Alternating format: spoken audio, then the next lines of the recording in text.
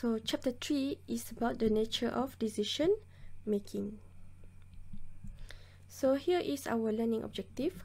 So after completing this chapter, you should be able to discuss the nature of decision making process, describe the rationale of decision making, and describe participation approach to decision making. So definition for decision making. So decision making, it can be defined as a process through which manager identify and resolve problems and capitalize on opportunity. So it is a process by which we choose a course of action. Okay, we choose a course of action as the way to deal with a specific problem. So meaning we have a lot of solution, but we only choose the best possible solution to handle a problem. Next, types of decision making. So types of decision making, there are two types: program decision and non-program decision. So for program decision, this decision usually used in standing plan. So when we refer to chapter 2 planning, we have standing plan and single use plan. So program decision will be used in standing plan and non-program decision will be used in single use plan. So here is the explanation. For program decision, it is a structured. Structured means a step by step. So a step by step decision require a repetitive decision because we use it at a daily operation. Okay, so for example, rules and regulation, policies and procedure. So in organization, program decision usually explain about uniform attire of the worker. The worker are not allowed to smoke or vape at the workplace. They must show a good time management and code of ethics. So this is a very common program decision. Okay, so for non-program decision, so non-program decision is unexpected decision because we want to face unexpected problem, unexpected event. So who make this decision? Higher level management. For example, government decisions to prevent COVID-19 by ban all traveling activities outside country. So this is part of non-program decision, unexpected decision. And employees are required to work from home, another non-program decision. Next, conditions in decision making. So conditions refer to situation. So there are three situations here: certainty, risk, and uncertainty. For certainty, the information that has on a manager usually complete. So therefore, manager as a decision maker, they know how exactly what will happen and they're able to predict the outcome of their decision because they have complete information. For example, company invests money to build a shop building and they sell at a higher price, and of course they will get a high amount of profit. So this is a certainty condition. For risk condition, the information is not complete.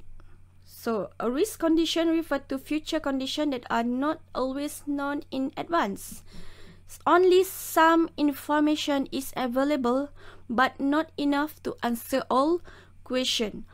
So a high risk job, for example, army, firefighters, medical staff, police officers, iron and steel workers are considered as a high risk career, high risk job. So this group of workers, they have to face unknown exposure, unexpected disaster, or they might face unexpected occupational injuries. So, this is a risk condition. For uncertainty, the information is not available. So, no information to the managers. So, situation in which the individual cannot even assign probability because each of the possible states of nature and assumption is made that individual has no information or intuitive judgment. Sometimes this manager have to rely on intuition. So a job such as meteorologist, climatologist, weather scientist, weather expert, okay, for every weather forecast is impossible to be accurate and uncertain because weather is always uncertain. Next, characteristic of decision making. So one of the main characteristic is we will face a conflict. Opposing pressure from different sources. It can be our colleague, it can be from our manager, supervisor, upper level or lower level. So this conflict occurs at two levels: physiological conflict and conflict between individuals or groups. So physiological conflict refer to emotion, negative emotion such as stress, unhappy, uncomfortable, very sad. Okay. Number two, conflict between individuals, which result negative communication response. Okay, negative communication response. Next, rational decision making. So rational decision making is a systematic process, a step-by-step process in defining problem, evaluate alternative, and choose optimal solution. So here is the diagram. The first step, we need to investigate the situation. What is the problem? What caused the problem? And we try to come out with our decision objective. Our aim to handle the problem. Step 2, we develop alternative. Alternative here refer to a list of possible solution. So we try to create a list of creative possible solution, but we don't evaluate yet. We don't explain yet.